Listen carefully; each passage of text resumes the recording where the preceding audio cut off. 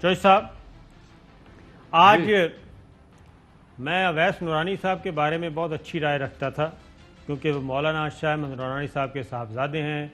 जमीयत उलमा पाकिस्तान के वो रहनुमा थे, सदर रहे, सेनेटर रहे, कौमी असम्बली के रुकन रहे और अहम तरीन जगहों पे उनकी कदर व मंजिलत और मुसलमानों में उनके बहुत ज़्यादा पैरोकार।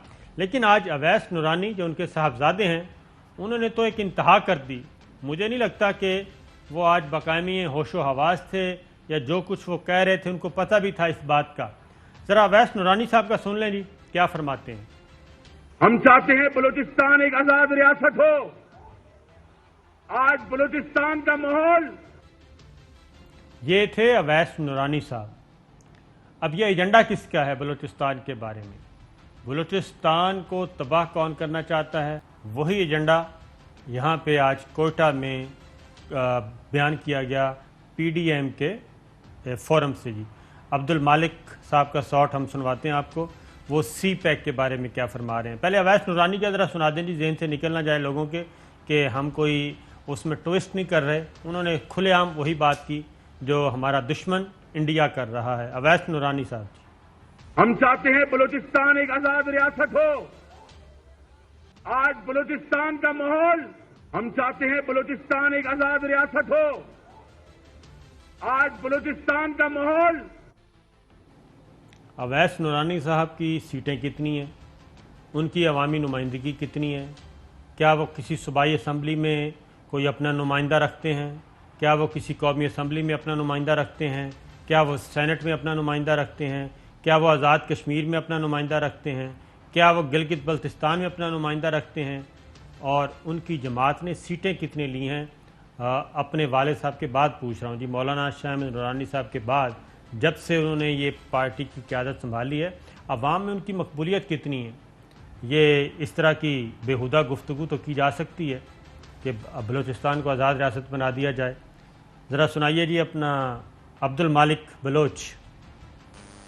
ये जो सीपैक है, हम ये समझ रहे थे कि सीपैक आके बलूचिस्तान में कुछ बेहतरी लाएगी। ये जो ग्वादर पोर्ट पर मुशर्रफ ने एक वो किए एग्रीमेंट किए, इसको खत्म कर लो, क्योंकि इसमें 93% चाइना है, 7% वफाक है और बलूचिस्तान और ग्वादर को कुछ भी नहीं मिलेगा सीपैक की वजह से। ये जनाब आज वो एजेंडा था जो कि पीडीएम का जो एजेंडा था, जो हमें समझ नहीं आ रहा था, वो आज कोयटा में काफ़ी चीज़ें मज़ीद खुल गई हैं क्योंकि हमें अंदाज़ा तो था कि इसके पीछे कोई ना कोई फोर्सेस हैं, कुछ मुल्क हैं, इंडिया, इजराइल, लेकिन इंडिया इजराइल के अलावा भी कुछ मुल्क हैं जी जो दोस्तनुमा दुश्मन जिनको कहते हैं वो भी हैं। ये सारा काम क्योंकि गवादर एक बहुत बड़ा केक है, वो कहते हैं जी बस गवादर हमें दे दें, हम जाने हमारा जाने काम। एक कंपनी आना चाह रही थी, उसके पता किया, उसमें चौधरी साहब कुछ अमेरिकन निकल आए, कुछ इजरायली निकल आए, तो ये सारी चीज़ें निकल आईं। तो चौधरी साहब आप क्या फरमाते हैं आज के जलसे के बारे में?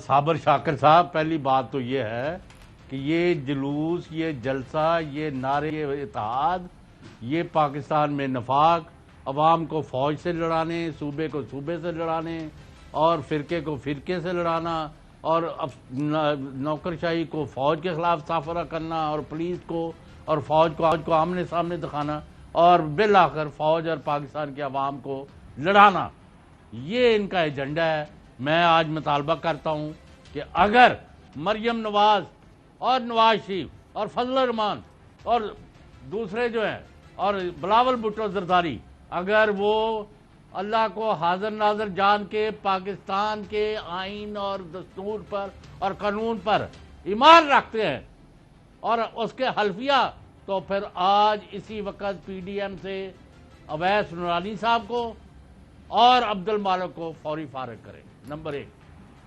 अगर ये नहीं करते, बलूचिस्तान हुकूमत, जाम कमाल साहब और federal government of Imran Khan और तमाम रियासती इदारे और एजेंसियाँ जो जिन ने पाकिस्तान का हलफ उठाया हुआ है, और वो लोग जो मेरे तरह के और साबर शाकिर की तरह के हैं, वो भी अगर इनके गिरेबान को نہیں پکڑتے تو پھر میں ان کے پاکستان کے بارے میں ان کے خیالات اور ان کی کمٹمنٹ کے بارے میں سیریس ڈاؤٹس میں ہوں گا.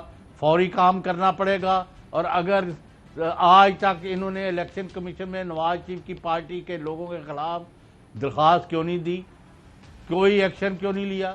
ایک پرائیویٹ بندے نے شاہدرہ میں اپلیکیشن دی اور نواز شریف کے علاوہ سب کو نکال دیا. وہ مر گئے, لٹے گئے. اب کو غدار کہہ دیا اس کو, اور ان کو غدار نہ کہا جائے تو کیا کہا جائے؟